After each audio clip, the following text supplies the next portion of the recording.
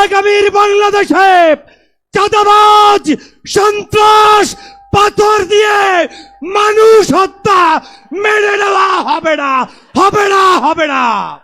আমাদের মধ্যে রাজনৈতিক মতপার্থক্য থাকতে পারে, কিন্তু এই মুজিববাদের প্রশ্নে, এই স্বৈরাচারের প্রশ্নে অভ্যুত্থানের সকল শক্তিকে ঐক্যবদ্ধ থাকতে হবে।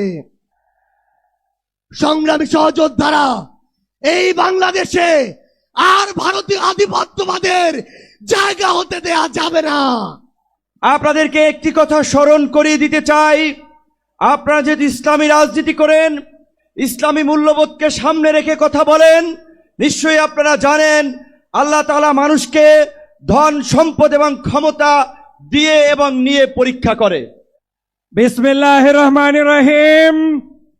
বাংলাদেশ জামাত ইসলাম কর্তৃক আয়োজিত আজকের এই ঐতিহাসিক জাতীয় মহাসমুদ্রে উপস্থিত রয়েছেন 24-এর গণ অভ্যুত্থানের অন্যতম মাস্টার মাইন্ড জামাতের আমির ডাক্তার শফিকুর রহমান।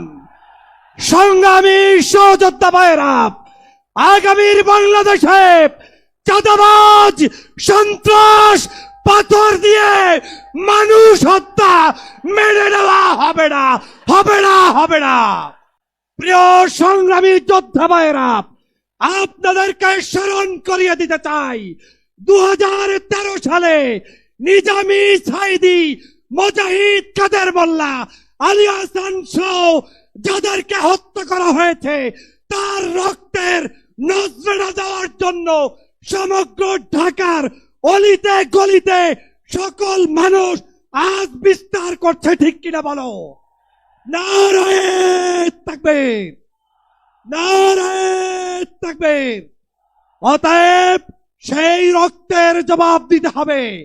সেই রক্তের জবাব দিতে হলে ব্যালট বিপ্লবের মাধ্যমে আগামী দিনে ঐক্যবদ্ধ বাংলাদেশ গড়তে কারা কারা রাজি আছো? নারায়ে তাকবীর, নারায়ে তাকবীর। প্রিয় যোদ্ধা ভাইয়েরা, নতুন করে নাটক শুরু করেছে অনেকে। রাজাকার রাজাকার ট্যাগ লাগানোর দিন শেষ হয়ে গিয়েছে।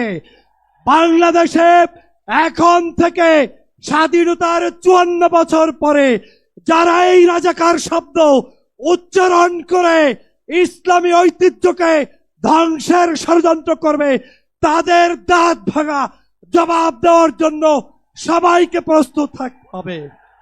আগামীর বাংলাদেশ কলেমার বাংলাদেশ, আগামীর বাংলাদেশ ইসলামের বাংলাদেশ।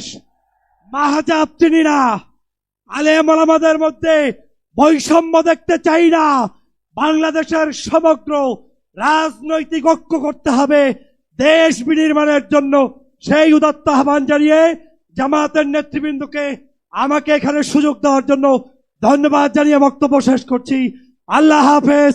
বাংলাদেশ জিন্দাবাদ, বাংলাদেশ জামাত ইসলামী দীর্ঘজীবী হোক, জিন্দাবাদ।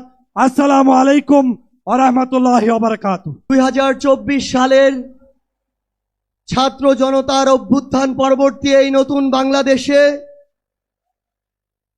বাংলাদেশ জামায়াত ইসলামী কর্তৃক আয়োজিত আজকের এই জাতীয় সমাবেশে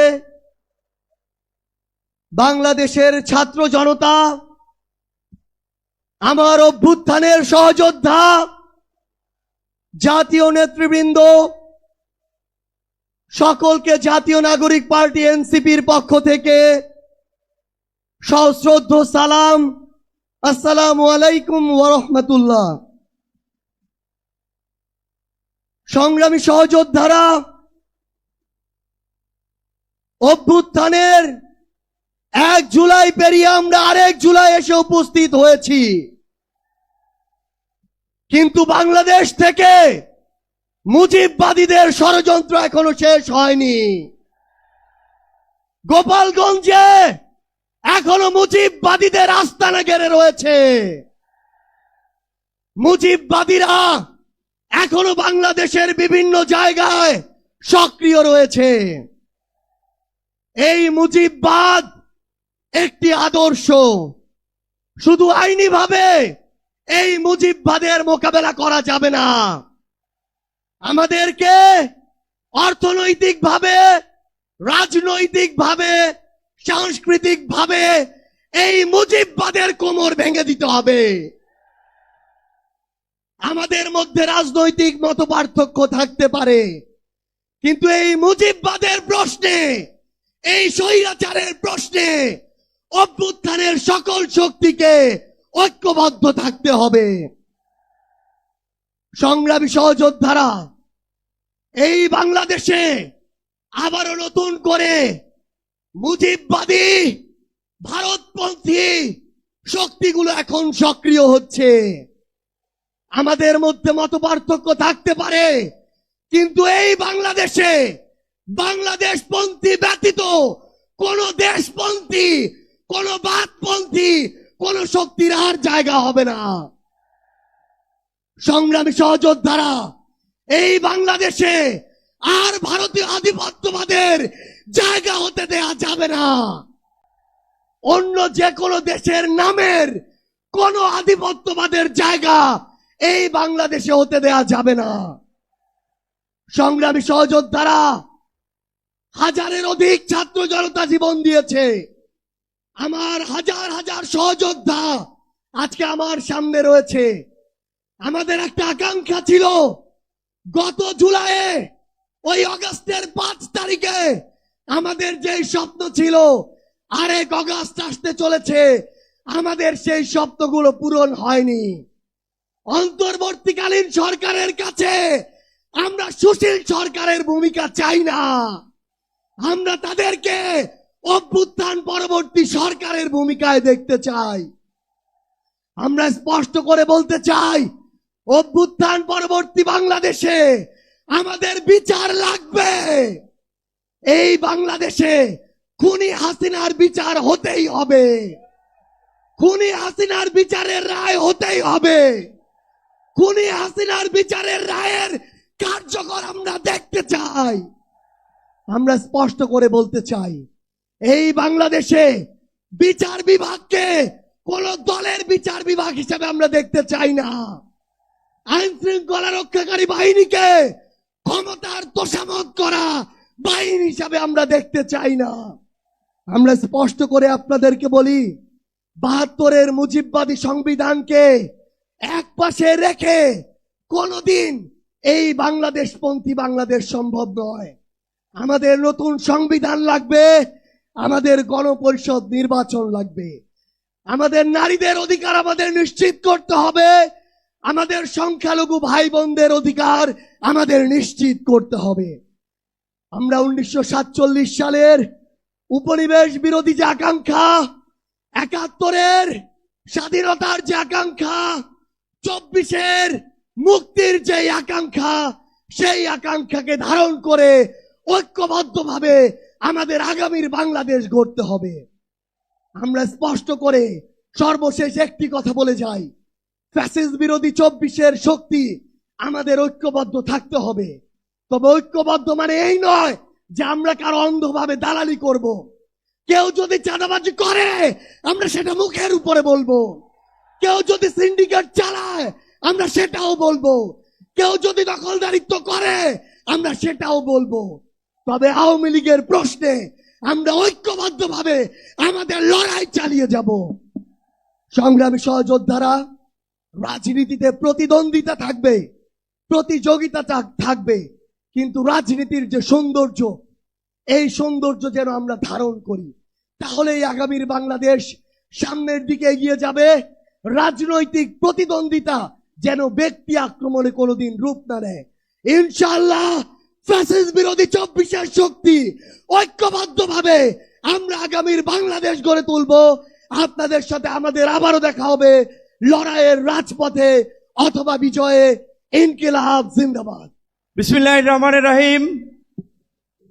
আজকের এই ঐতিহাসিক জাতীয় সমাবেশের সম্মানিত সভাপতি জামায়াত ইসলামীর আমির ডাক্তার শফিকুর রহমান, মঞ্চে উপস্থিত অন্যান্য জাতীয় নেতৃবৃন্দ এবং আমার সামনে আগত সারা বাংলাদেশ থেকে জামায়াত ইসলামের নেতা কর্মী ভাই সবাইকে আমার দল গণ অধিকার পরিষদের পক্ষ থেকে সালাম এবং শুভেচ্ছা জানাচ্ছি। আসসালামু আলাইকুম। প্রিয় বন্ধুগণ, আপনাদেরকে একটি কথা স্মরণ করিয়ে দিতে চাই। আপনারা যদি ইসলামী রাজনীতি করেন, ইসলামী মূল্যবোধকে সামনে রেখে কথা বলেন, নিশ্চয়ই আপনারা জানেন আল্লাহ তাআলা মানুষকে ধন সম্পদ এবং ক্ষমতা দিয়ে এবং নিয়ে পরীক্ষা করে। গত 16 বছরে আমাদের কাছ থেকে আল্লাহ তাআলা নিয়েছেন, আমাদের ধৈর্যের পরীক্ষা নিয়েছেন। আমরা সেই পরীক্ষায় উত্তীর্ণ হয়েছি বলেই আমাদেরকে এই রহমতের জুলাই উপহার দিয়েছিলেন। যেই জুলাইয়ে আমরা বাংলাদেশের মানুষের উপরে চেপে থাকা দৈত্য দানবের মতো 16 বছরের ফাঁসিবাদকে পরাজিত করেছি। কিন্তু আমরা ওই যে আপনার হাদিসে আছে, বিপদ কেটে গেলে মানুষ উৎফুল্ল হয়, অহংকারী হয়। তাই আমরা দেখতে পাচ্ছি এই গণ অভ্যুত্থানে আমাদের অংশীজনেরা মজলুম রাজকে উৎফুল্ল অহংকারী হয়ে জালিম হয়ে উঠছে। তাই আপনাদেরকে মনে করিয়ে দিতে চাই, আমরা যদি সীমা লঙ্ঘন করি, শেখ হাসিনার মতো আল্লাহ পাকও কিন্তু আমাদেরকে ছাড় দিবেন না। আজকে যেই ছাত্র জনতার সংগ্রামের মধ্য দিয়ে, যেই রক্ত এবং প্রাণের বিনিময়ে আমরা এই ঐতিহাসিক পরিবর্তন পেয়েছি, এই পরিবর্তনকে টেকসই করার জন্য আজকে বাংলাদেশের মানুষ যে শাসনতান্ত্রিক এবং সরকার ব্যবস্থার পরিবর্তনের আওয়াজ উঠিয়েছে, সরকারকে বলতে চাই সেই শাসনতান্ত্রিক ব্যবস্থার মৌলিক পরিবর্তন না করে আপনারা নির্বাচনের দিকে হাঁটবেন না। নির্বাচনের আগে সমস্ত রাজনৈতিক দল যেন নির্বিঘ্নে প্রচারণা করতে পারে, নিরপেক্ষ একটি প্রশাসনিক এবং রাষ্ট্র ব্যবস্থা থাকে, সেই লেভেল প্লেইং ফিল্ড নিশ্চিত করতে হবে, যেটা আজকের এই সমাবেশের একটি দাবি। একই সাথে আমরা বলতে চাই, গত এই 11 মাস ধরে স্থানীয় সরকারের কোনো জনপ্রতিনিধি নাই, মানুষের একটা চরম ভোগান্তি। তাই অনতিবিলম্বে স্থানীয় সরকার নির্বাচনের মধ্য দিয়ে জনগণের এই দুর্ভোগ লাঘব করেন। আমার ভাই, আমার সহকর্মী, সহযোদ্ধা বন্ধু জাহিদুল ইসলাম বলেছে, আমিও তার সাথে একাত্মতা পোষণ করে বলতে চাই। অনেকেই আমাকে ইয়ার্কি করে বলে, ভাই ডাকসুর চাবি কি আপনি নিয়ে গেছেন নাকি? ডাকসু তো আর খোলে নাই আপনার পরে। তো আমি বলতে চাই, ডাকসু সহ সকল ছাত্র সংসদ নির্বাচনের মধ্য দিয়ে ছাত্র রাজনীতিতে একটি গুণগত পরিবর্তনের ধারা এই সরকারকে শুরু করতে হবে। একই সাথে আমাদের এই অঙ্গীকারের বিনিময়ে এই পরিবর্তনকে দীর্ঘস্থায়ী করার জন্য, এই জুলাইয়ের সুফল মানুষের কাছে পৌঁছে দেওয়ার জন্য ঐতিহাসিক যে জুলাই ঘোষণাপত্র এবং যে জুলাই সনদ, আমরা আশা করি সরকার সেটি এই জুলাই মাসে বাস্তবায়ন করবে। অন্যথায় জুলাইয়ের অংশীদাররা এই সোহরাওয়ার্দী উদ্যানে যেমনি কিছুদিন আগে ইসলামী আন্দোলন সমাবেশ করছে, জামায়াত করছে, অন্যান্য দল করছে, সরকার যদি জুলাইয়ের ঘোষণা এবং জুলাই সনদ দিতে ব্যর্থ হয়, আমরা জুলাইয়ের অংশীদাররাই ঐক্যমতের ভিত্তিতে এই সোহরাওয়ার্দী উদ্যানে আমরা ঘোষণা করব। ধন্যবাদ।